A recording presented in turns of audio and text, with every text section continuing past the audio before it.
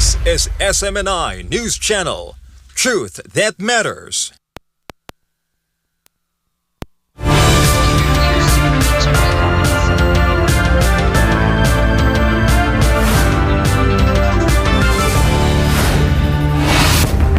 In the headlines, President Donald Trump has officially signed a landmark memorandum of understanding with Iran, effectively ending the war between the two nations. The historic document was signed on Wednesday evening during a diplomatic dinner with French President Emmanuel Macron at the Palace of Versailles. Amid a deepening global energy crisis, Moscow asserts its dominance in Southeast Asia. A top Kremlin presidential aide declares that Russia remains virtually the only reliable energy supplier for ASEAN nations as the region struggles to keep its power grid stable. The rules of navigation are being rewritten in the Middle East. The Speaker of the Iranian parliament warns the Strait of Hormuz will never return to pre-war conditions, asserting full Iranian sovereignty over the waterway under a new transit fee framework negotiated with the United States.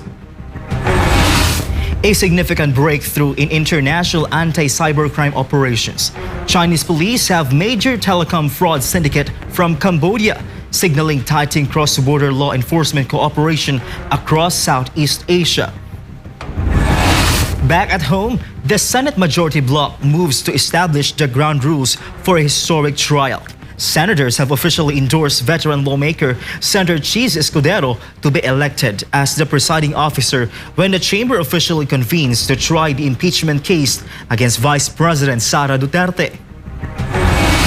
In sports, a major victory and a triumphant return in Rio de Janeiro.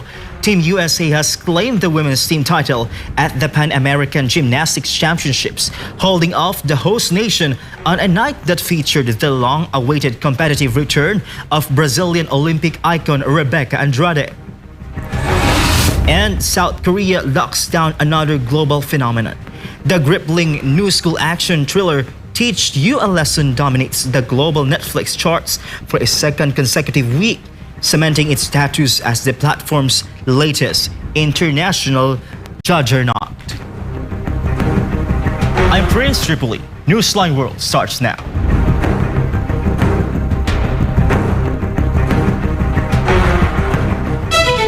For our first story, Trump has officially signed a memorandum of understanding with Iran to end the war between the two nations. The historic document was signed on Wednesday evening during a diplomatic dinner with French President Emmanuel Macron at the Palace of Versailles, marking a major breakthrough in the conflict.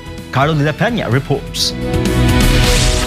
President Trump recently signed a memorandum of understanding between the United States and Iran, ending the war between the two countries while visiting French President Emmanuel Macron at Versailles. Trump personally signed a copy of the agreement while having dinner with Macron at the Palace of Versailles, later confirming directly to reporters that he had signed the official memo.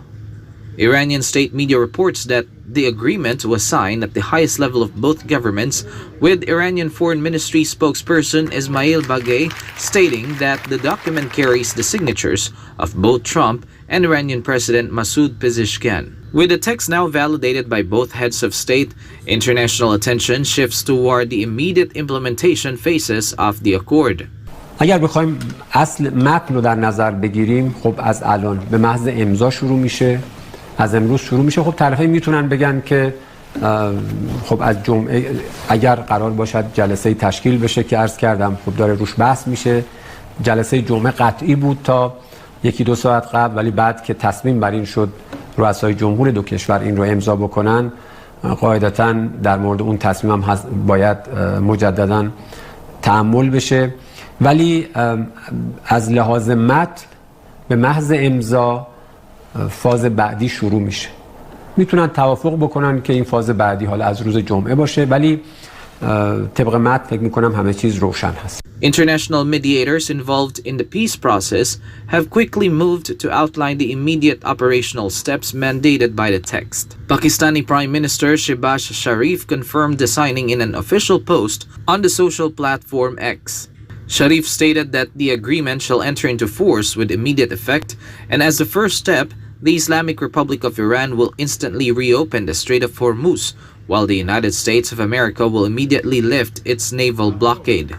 According to Serif, the signing of this agreement at the highest level of the respective governments demonstrates the commitment of both sides to a diplomatic resolution of the conflict. Sharif further detailed that Pakistan and Qatar, who have acted as the primary mediators throughout the entire diplomatic process, will still host the formal signing ceremony on Friday, as previously announced to the public. Reporting for Newsline World, this has been Carlo De La Peña, SMNI News. U.S. President Donald Trump said he wanted to thank China's Xi Jinping and Russia's Vladimir Putin for being neutral on Iran, speaking running his presser at the conclusion of the G7 in France. During his remarks, Trump thanked China's Xi Jinping and Russia's Vladimir Putin for being neutral on Iran.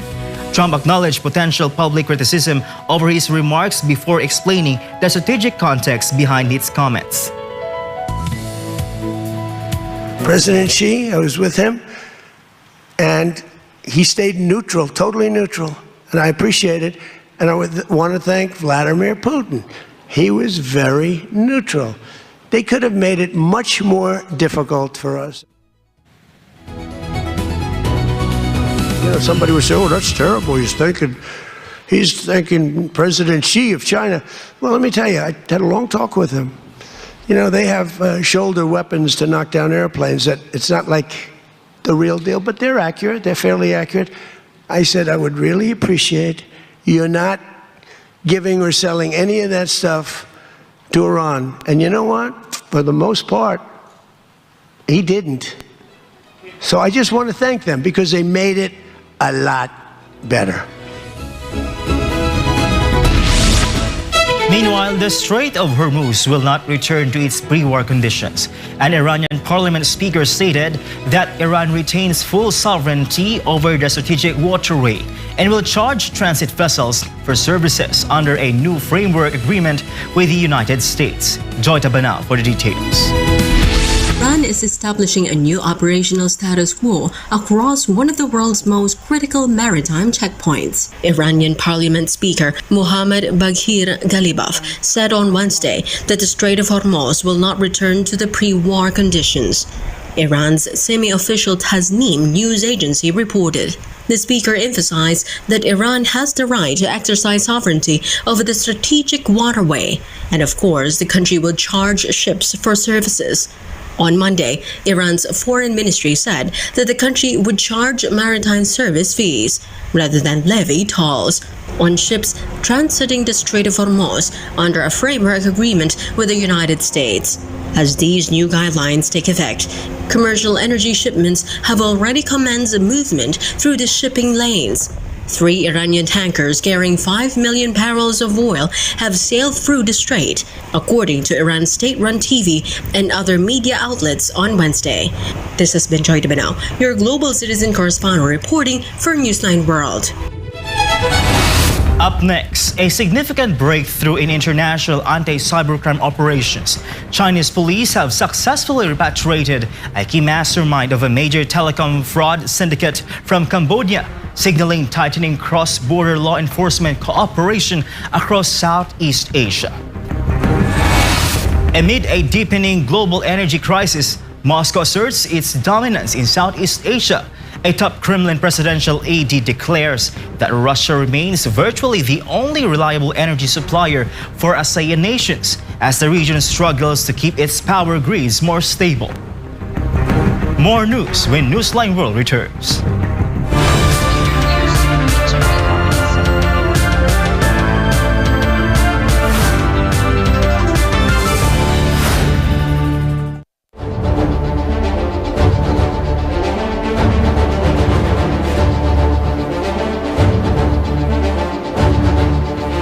In a world that craves the light of truth, One Network stands as an immovable beacon. For years, the world recognized our unyielding spirit, crowning us the most credible media company of the year.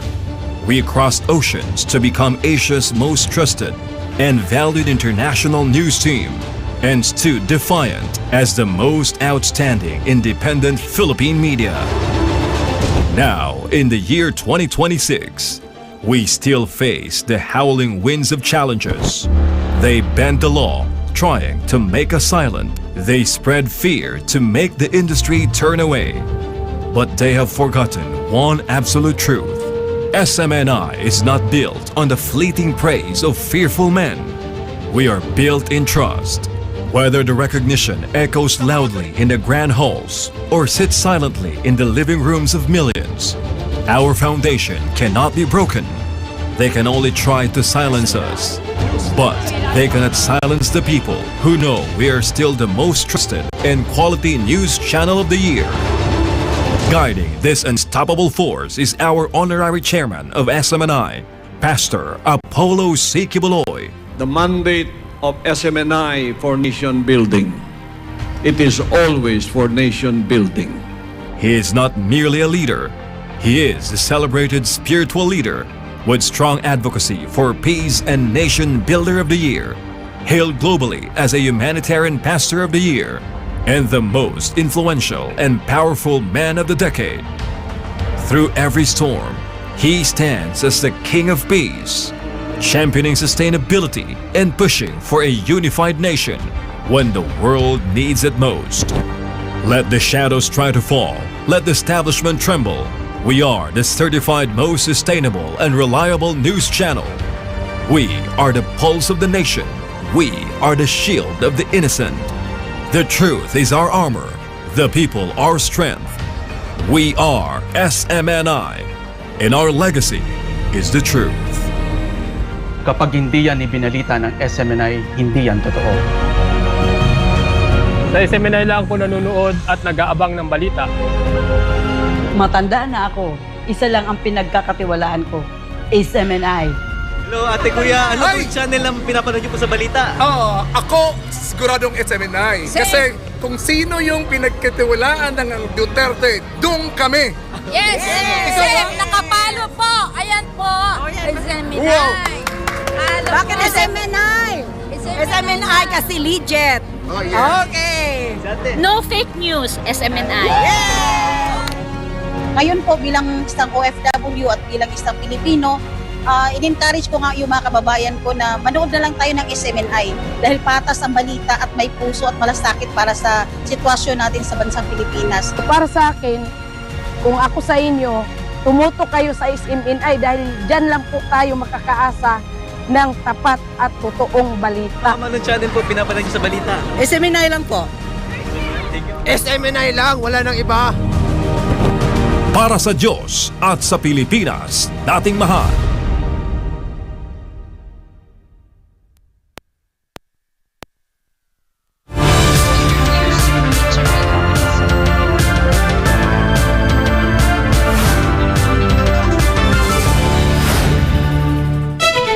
And we're back. A Chinese police have repatriated a key member of a major criminal syndicate from Cambodia.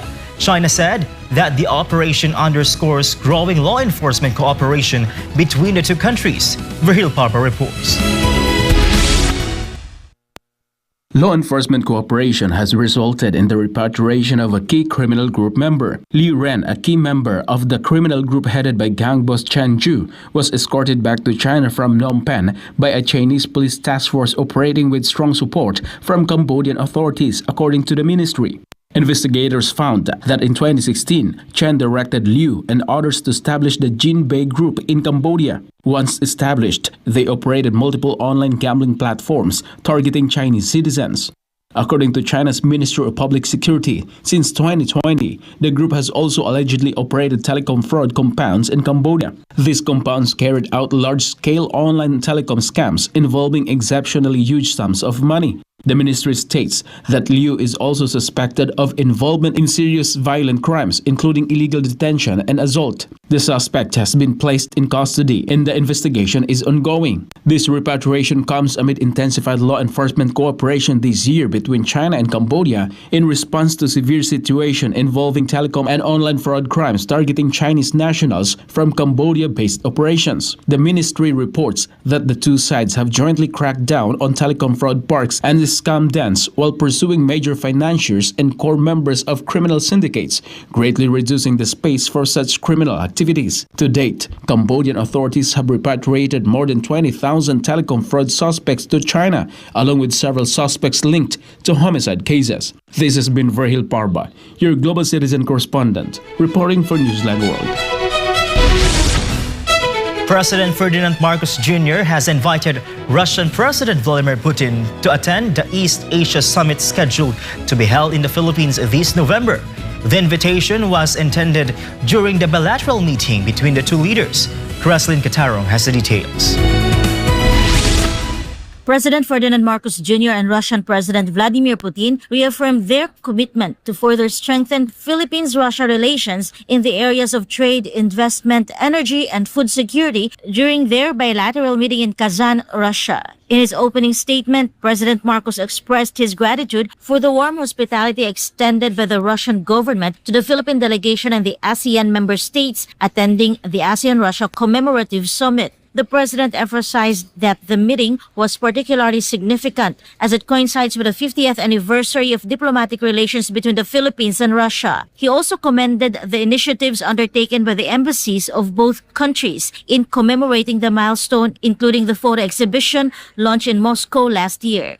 According to Marcos, it is important to continue the regular political consultations between the foreign ministries of the Philippines and Russia to further expand opportunities for cooperation. As the current chair of ASEAN, President Marcos personally invited President Vladimir Putin to attend the 21st East Asia Summit, which will be hosted by the Philippines in November. The East Asia Summit remains an integral part in maintaining a regional architecture towards our shared goal of a stable, secure, and prosperous region.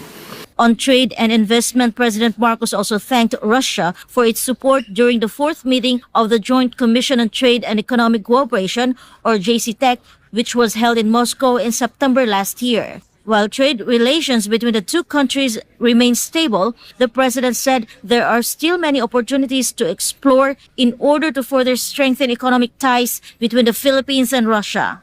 Among the key priorities discussed by both countries were energy cooperation and food security. And that is why that B2B component at the sidelines of the GCTEC enabled Philippines and Russia to establish networks and to explore joint ventures. The president also cited several memoranda of understanding signed by two countries covering cooperation in innovation, retail products, cosmetics, food processing, and industrial collaboration. Reporting for Newsline World, this has been Creslin Catarong, SMNI News. Russia's presidential aide says Moscow remains virtually the only reliable energy supplier for ASEAN as the region navigates a major energy crisis. Carlo de la Peña tells us more. Energy security has taken center stage at a major multilateral summit in southwest Russia. Russian presidential aide Kirill Dmitriev said Moscow remained a reliable energy supplier for ASEAN amid a major energy crisis. Speaking on the sidelines of the ASEAN-Russia summit in Kazan on Wednesday, Dmitriev detailed the changing regional outlook on trade restrictions.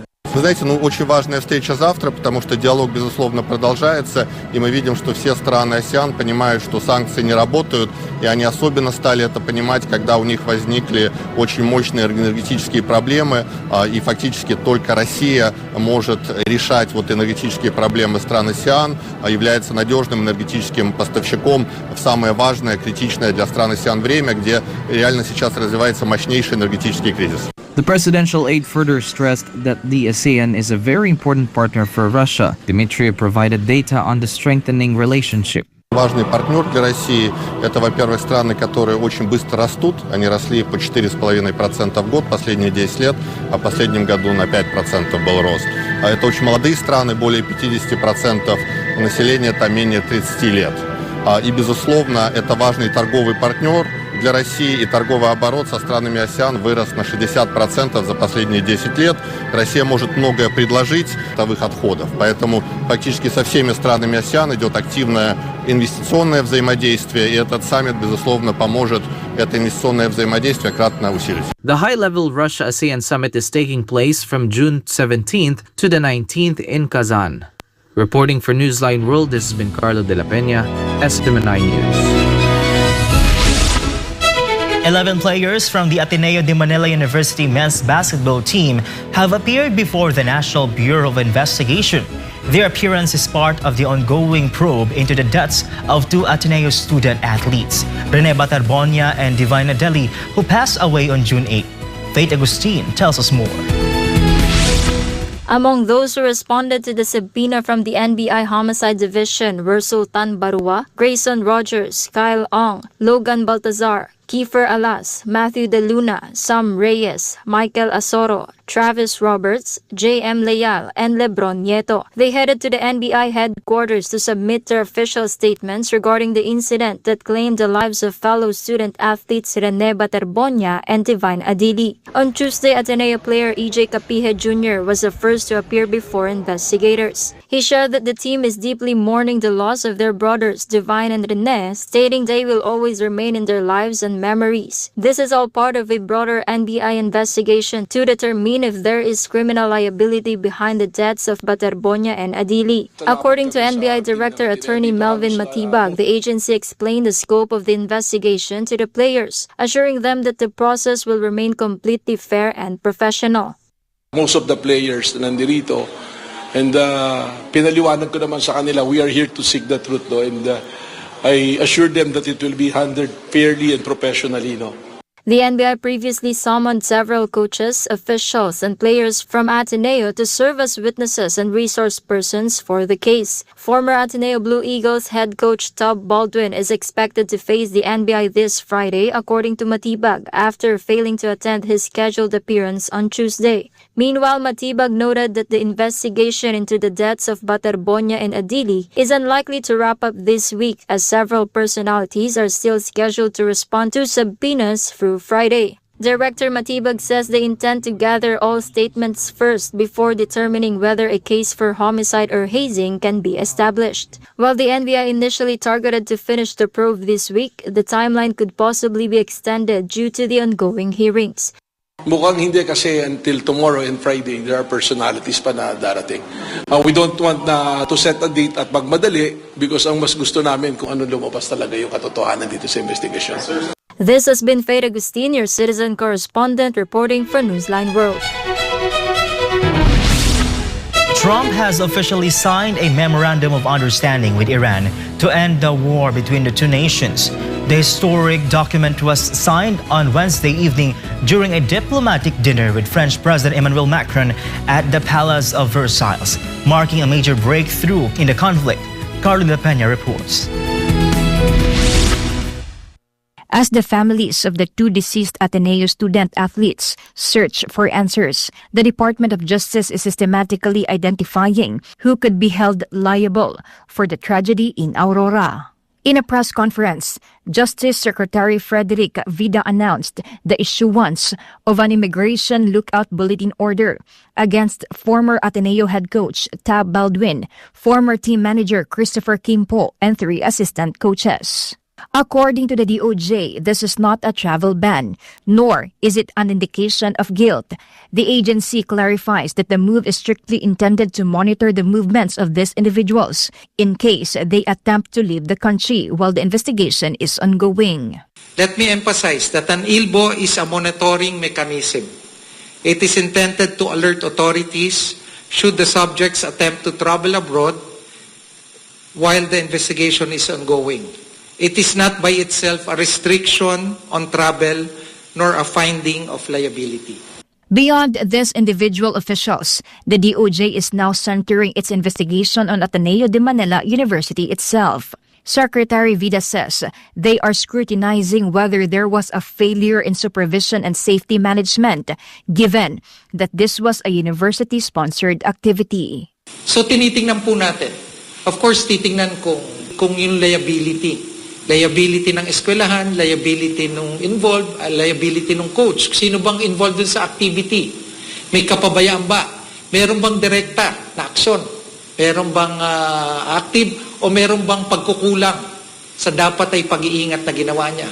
The Justice Secretary also reminded educational institutions about the legal concept of substitute parental authority. Under this principle, schools bear a legal obligation to ensure the safety of students while they are under their supervision. Tandaan natin sa mga eskwelahan o educational institutions, pag inihatid mo yung anak mo, diba, sa school, may mga anak ako, diba? Pag inihatid mo yung anak mo sa school, pumapasok yung substitute parental authority. Diba? At dito papasok yung obligasyon at responsibilidad ng school authorities. While investigators see no immediate evidence of intent to kill, the DOJ is not ruling out criminal negligence. They are looking closely at whether the team officials provided adequate supervision and if the chosen location for the activity was safe. Pero parang ang maliwanag po nito, wala naman yung willful act. Ang tanong, ito ba ay aksidente? 'Di ba? O may pagkukulang sa pag-iingat na dapat ay ginawa ng school authorities o di kaya ay yung mga kasama at kabahagi ng university-sponsored activity. Investigators are currently evaluating the case under the angles of initiation and homicide. However, the DOJ maintains that the final pieces of evidence will determine whether this was a case of pure negligence or if a heavier criminal liability applies. Meanwhile, the DOJ is also awaiting the results of a separate, independent fact-finding probe being conducted by Ateneo. For God and My Beloved Philippines, Carla Abellana, SMNI News. The mortal remains of 23-year-old Indian seafarer Aditya Shamna arrived at Chandigarh International Airport from Oman, triggering severe diplomatic controversy after he was killed by U.S. precision missile strike near the Strait of Hormuz. Loren Santos has the details. A solemn homecoming at Chandigarh International Airport has intensified diplomatic tensions between India and the United States. Officials and medical personnel received the remains of 23-year-old deck cadet Aditya Sharma, one of the 3 Indian sailors killed in a U.S. strike on the oil tanker MT Setabelo in the Gulf of Oman on June 10th. According to U.S. Central Command, the vessel was suspected of violating Washington's regional fuel embargo by transporting Iranian oil. American officials said the tanker was targeted after allegedly failing to respond to repeated warnings from U.S. naval forces. The ship's operators strongly dispute that account, insisting the vessel was not carrying illicit cargo and that no warning was received before the attack. 21 other Indian crew members were rescued by Omani authorities and later repatriated. In response, New Delhi has summoned senior U.S. diplomats and formally protested the incident, condemning the use of lethal force against a commercial vessel. As Sharma's family calls for an independent international investigation, the tragedy has become a flashpoint in relations between the 2 countries and a stark reminder of the civilian toll of regional tensions. Reporting for Newsline World, Loren Santos, SMNI News. A deadly drone strike directly targeted a passenger coach transporting a youth soccer team from Belarus through Russia's border region of Bryansk, kicking off an international blast matrix between Moscow, Minsk, and Kyiv. Amar Fusuelo details the incident. A deadly drone strike in Russia's Bryansk region turned a summer holiday journey into tragedy. A kamikaze drone struck a passenger bus carrying 44 people from Richitsa, Belarus, including 28 young athletes traveling to a holiday camp along the Gomel-Gelendzhik route. The blast tore through the vehicle, killing a female chaperone and injuring several children. Emergency responders rushed the victims to nearby hospitals. Russian health officials say 5 children remain hospitalized, including one in serious condition, while the others are reported stable. Дети, есть погибшая женщина, которая сопровождала их. И сейчас мы с брянским нашим уполномоченным на связи. Безусловно, я свяжусь с нашими коллегами из Республики Беларусь и буду держать эту ситуацию на контроле и, безусловно, фиксировать каждое события. Как вы знаете, я уже неоднократно говорила, что наш аппарат уполномоченного правом человека ведет фиксацию всех нарушений прав мирных граждан, потому что с точки зрения международного гуманитарного права, и я буду это повторять снова и снова, это военные преступления, когда страдают беззащитные, страдают дети. The incident has triggered sharp diplomatic reactions from Moscow and Minsk. President Vladimir Putin ordered federal medical resources deployed to assist the victims, while Russian officials condemned the strike as an attack on civilians. Belarusian authorities also denounced the incident and demanded an official explanation from Kiev. Ukraine's military rejected the accusations, calling them an information provocation and denying responsibility for the attack. Meanwhile, Russia's investigative committee has opened a criminal case and is analyzing drone debris in an effort to determine the origin of the strike. Reporting for Newsline World, Almar Forsualo, SMNI News. Filipino migrant workers, educators, and professionals gathered in Chonburi, Thailand to commemorate the 31st National Migrant Workers Day through orientation seminars and digital skills training aimed at expanding their knowledge to modern technology, artificial intelligence, and the services offered by the DMW and OWA. Chap Mongkong, Risa Maikosong reports. The current Ebola outbreak in the Democratic Republic of the Congo could become the worst in recent years. The head of the Africa Centers for Disease Control and Prevention warned recently. Jean Kaseya, Director General of the Africa CDC, stressed the seriousness of the current situation and called for swift action to stop the outbreak. African Union Commission Chairperson Mohamed Ali Yusuf also called on member states and international partners to strengthen collaboration to jointly curb the further spread of the epidemic. Official clinical data from the ground shows a continuous increase in both transmissions and fatalities. The number of confirmed Ebola cases in the Democratic Republic of the Congo has risen to 837. According to data released by the country's health ministry, the total includes 196 documented deaths. International response agencies are currently evaluating regional infrastructure parameters as local health systems work to contain the spread. This is Sigrid Castaneda, your global citizen correspondent, reporting for Newsline World. Filipino migrant workers, educators, and professionals gathered in Chonburi, Thailand to commemorate the 31st National Migrant Workers Day through orientation seminars and digital skills training aimed at expanding their knowledge of modern technology, artificial intelligence, and the services offered by the DMW and OWA. Chat Mongkong Pisa Maigusol reports. Filipino migrant workers, educators, and professionals have gathered today to celebrate the 31st National Migrant Workers Day through government orientation sessions and digital skills training designed to empower Filipinos abroad with knowledge and practical tools for the digital age. The Amari Bangsan Hotel in Chonburi turned into a hub for digital empowerment today.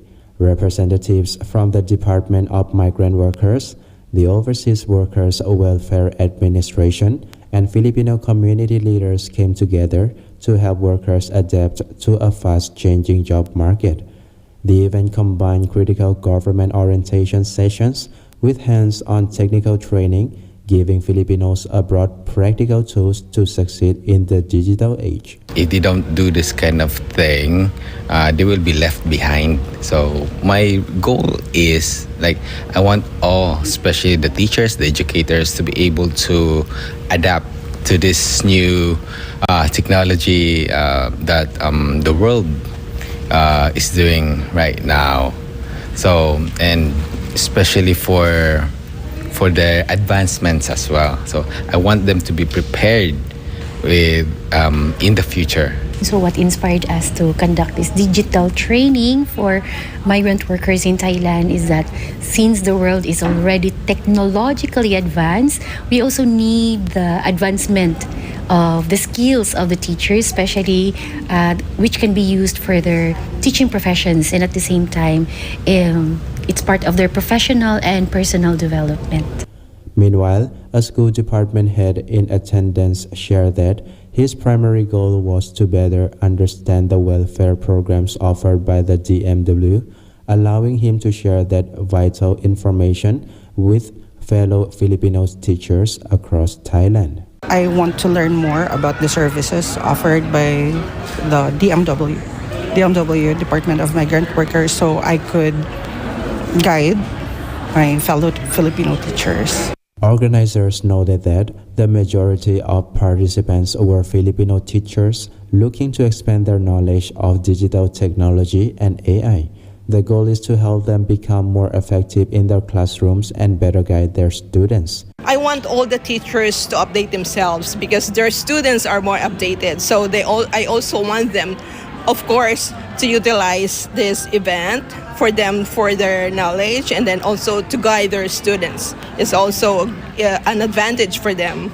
Representatives from the DMW emphasized that the program aims to empower migrant workers through digital skills development, opening up new doors for professional and personal growth. Providing digital training helps them provide practical, and they can improve their employment ability to do more things in their kind of work.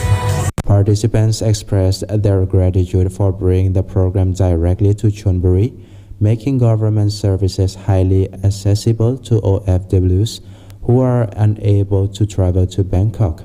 Beyond classroom learning, the event fostered deep fellowship and unity among the Filipino community in Thailand. Organizers reported overwhelmingly positive feedback from the attendees. They expressed hope that more programs like this will be conducted in the future to continue supporting the development of Filipino migrant workers. So I get a positive feedback, and then they were so grateful that we have this event actually, and then they say I hope this is not the first, and then we will be organizing again for them to give them more knowledge about further knowledge advancement. According to the MW representatives, the program aims to equip migrant workers with digital skills that can help expand their employment opportunities and improve their livelihoods. So empowering migrant workers often face challenges in accessing technologies and online opportunities. So providing digital training helps them provide practical, and they can improve their employment ability to do more things in their kind of work. Yeah. And then financially and literacy, they can have that money. Parang tinutulungan natin lahat ng ating migrant worker na ma-develop nila ang kanilang mga skills with this kind of opportunity that the DMW doing everything for them. An OFW participant also expressed gratitude for the opportunity to attend the program and spend time with fellow Filipinos in Thailand. Nagpapasalamat po tayo sa opportunity na to na nandito yung mga kababayan natin mga Pilipino, tsaka nagtitipon-tipon para po sa ganitong okasyon, and it is an opportunity po para sa amin as OFW at saka sa iba po na hindi makapunta ng Bangkok sa layo din. Yun yung first reason, at saka motivated me to join this is para po to have fellowship po sa mga kababayan po natin na Pilipino. Saka hindi ko po in-expect na ganito po kadami yung mga umaten, kasi po akala ko kami lang sa province po namin.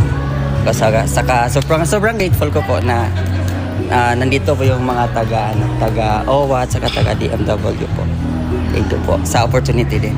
Participants expressed hope that more programs like this will continue to be organized to support Filipino migrant workers in Thailand.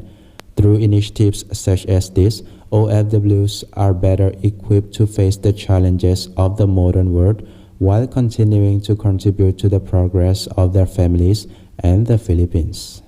The celebration concluded with participants gaining valuable insights and digital skills, highlighting the continuing commitment to empower Filipino migrant workers and support their growth and success overseas. Reporting from Thailand, I'm Shatmongkon Pisamaikoson, your Global Citizens correspondent.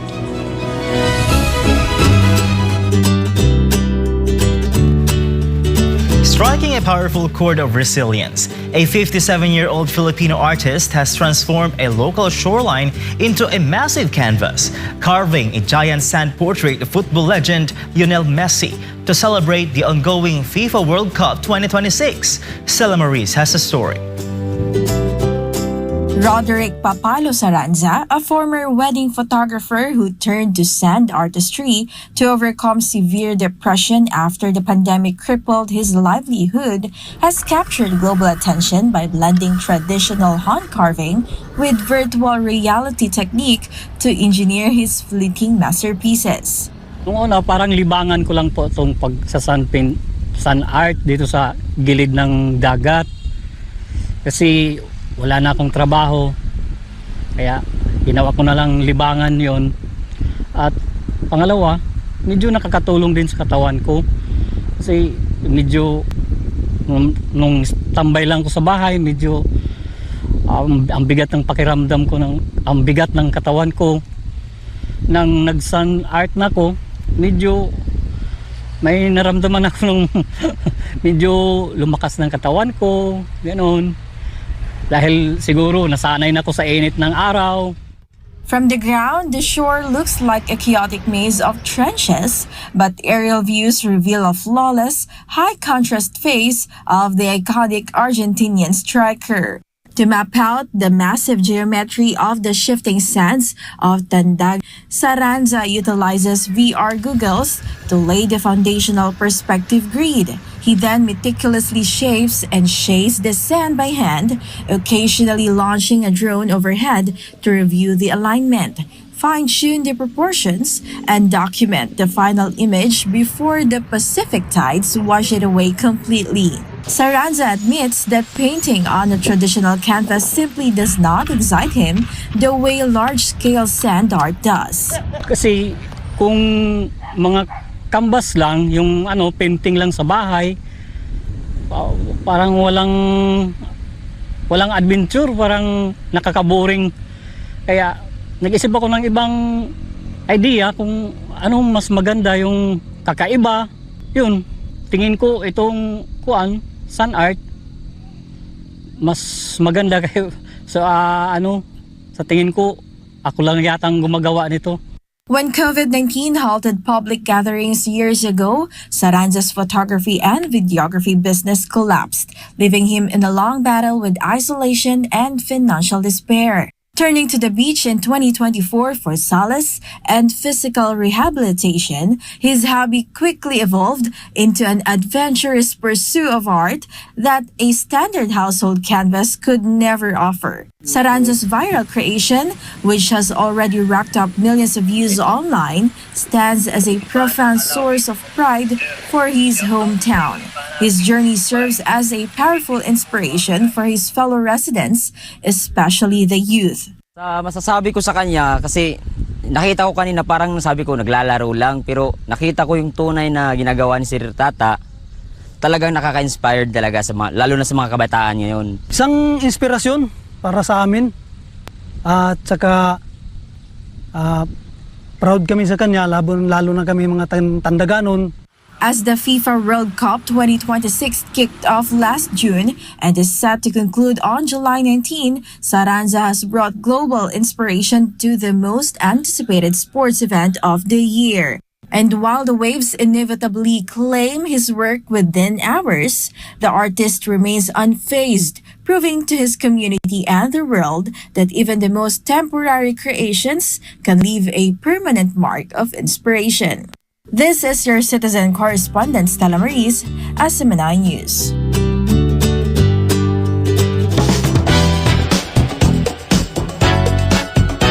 South Korea's crippling new school action drama, Teach You a Lesson, has firmly locked down the #1 spot on Netflix global non-English TV list for the second consecutive week, cementing itself as the streaming platform's latest international juggernaut.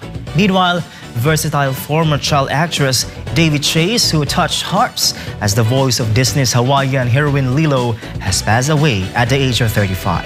Here's Faith Agustin for the showbiz.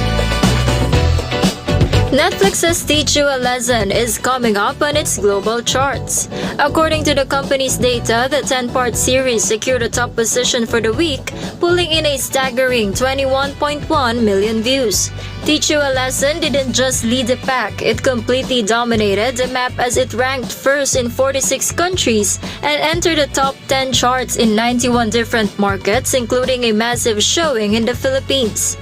Premiering on June 5, the series follows a government-backed task force that uses highly unconventional and often controversial methods to restore order in schools plagued by severe violence, going toe-to-toe not just with delinquent students but also with corrupt teachers and enabler parents. The series boasts a powerhouse cast including Kim Moo-yeol, Lee Sung-min, Jin Ki-ju, and Pyo Ji-hoon, and is helmed by director Hong Jong-chan, a visionary already well known to K-drama fans for directing the heavy-hitting legal drama Juvenile Justice and the quirky romantic comedy Mr. Plankton. While audiences binge-watch the series in droves, critics are deeply divided over its vigilante themes, with the Korea Times praising its realistic portrayal of a fractured education system and raw catharsis, while critic Piers Conrad of the South China Morning Post warns that its depiction of corporal punishment offers alarming solutions to societal problems. Love it or debate it, Teach You a Lesson has officially become the must-watch series of the season, and it shows no signs of dropping off the charts anytime soon. Meanwhile, David Chase passed away in a Los Angeles hospital on Tuesday following a battle with meningitis and a subsequent blood infection that resulted in severe sepsis. Her longtime manager and friend John Ryan Jr. confirmed her tragic death following a hospitalization for malnourishment, revealing that Chase was not very Hollywood and frequently turned down big studio films in favor of independent projects and a quiet life in Las Vegas before retiring in 2015.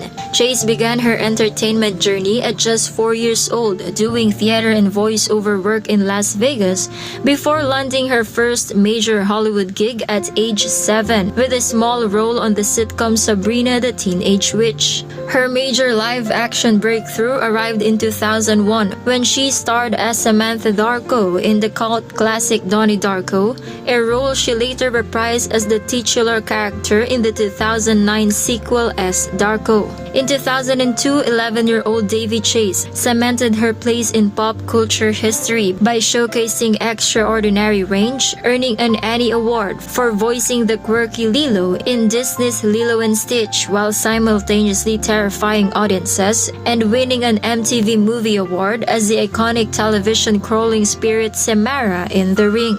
Despite facing a slew of highly publicized legal hurdles later in life, Davy Chase is remembered by those close to her for her quiet nature, immense talent, and love for animals, leaving behind a unique Hollywood legacy that spans from sweet Disney animation to iconic cinematic horror. This has been Faye Agustin, your global citizen correspondent, bringing you the latest show buzz.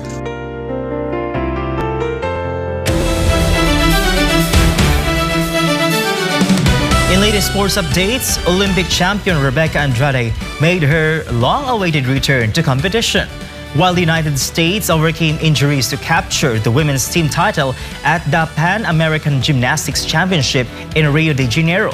Meanwhile, Katie Ledecky delivered another commanding performance in the women's 1,500-meter freestyle. Almar Frusuelo tells us more.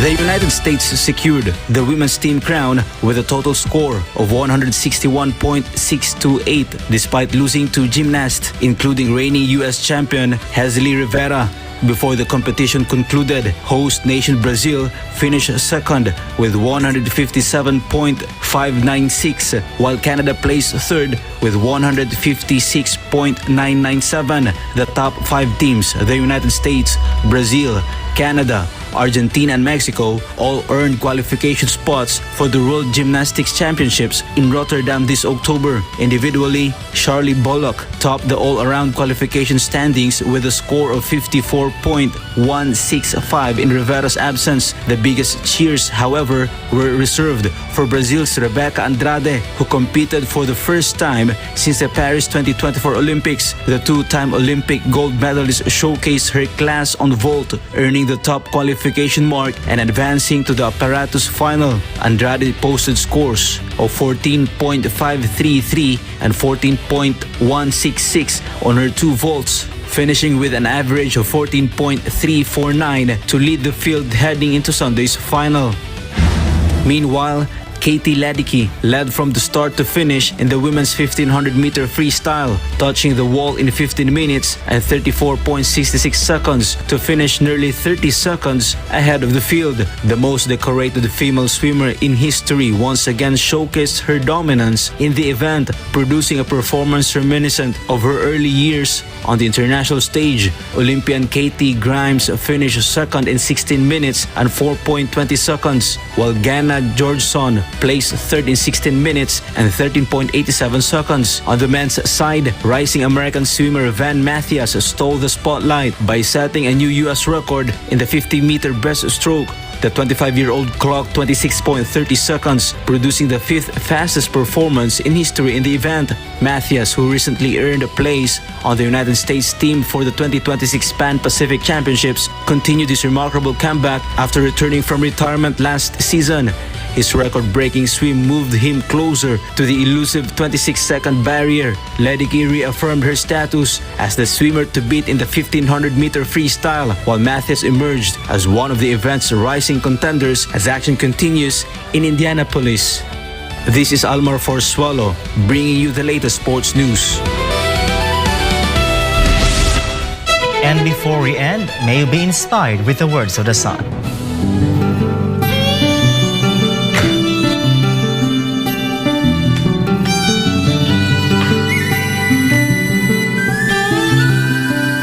Every day may not be good, but there's something good in every day.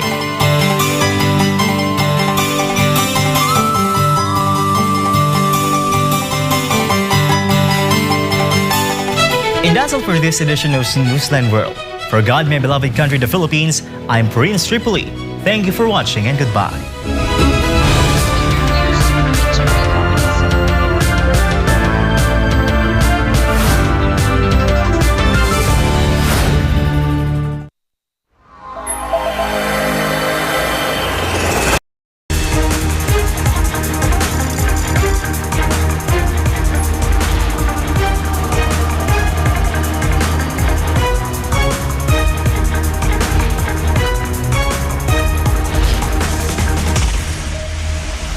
This is SMNI News Channel.